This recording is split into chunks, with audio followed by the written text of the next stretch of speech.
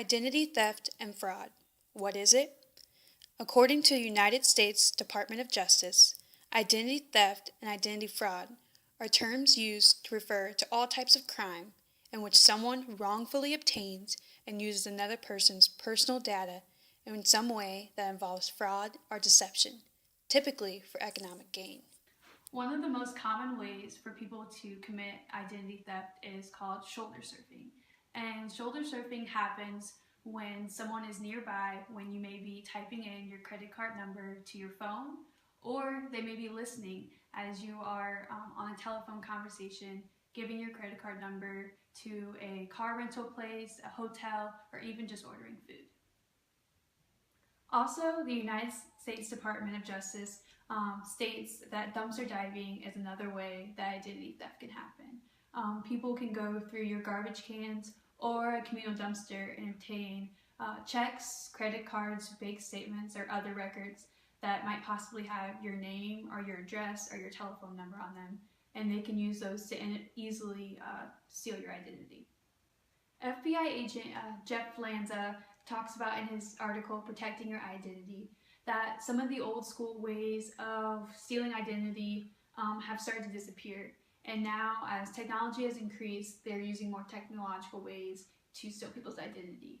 One way is maybe embedding a software into your computer that keeps track of your keystrokes, which then can have them know the password to some of your accounts, get your credit card numbers, get your address or other personal info. Another way is people possibly sending you bogus emails. And in this email, it may say that there's a problem with your account and ask for your personal information in order to fix the problem. Or it may say that you've won a certain prize or gift and ask for your personal info in order for you to receive it. When you do these things, you are instantly and right away giving the hackers your information without even knowing. I was really interested to see what the population thought about identity theft and fraud. So while doing some research, I came across the Huffington Post, which they did 2 studies in the last 2 weeks dealing with Americans' fears. And through this study, they found that the 2 greatest fears that Americans have are identity theft and hacking. 70% of the respondents said that they had a fear of identity theft, and 62% of people were concerned about their phone or their computer being hacked. Since identity theft has been such a big problem, people are wondering what's being done. According to the FBI on their website, they directly say this: identity theft is nothing new.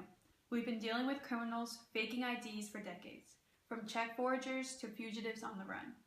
But the threat is more pervasive and scams are more sophisticated than ever, including new online elements.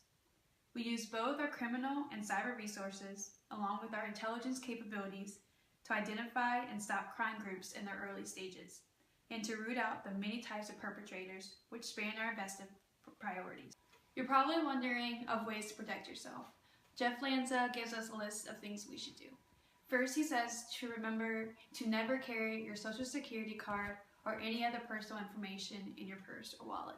Secondly, to always make sure to lock your mailbox or even stop having mail sent to your house when gone for a long period of time.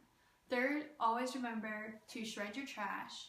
Another thing he says is to make sure you monitor your phone calls, especially when you're in public. And finally, he says an important thing to do is to make sure you have your computer protected with antivirus software or firewall. If you are already a victim of identity theft or identity fraud, there are 3 steps that you must take right away. The Federal Trade Commission tells us to first place a fraud alert on your account. Second, order credit reports. And third, create an identity theft report.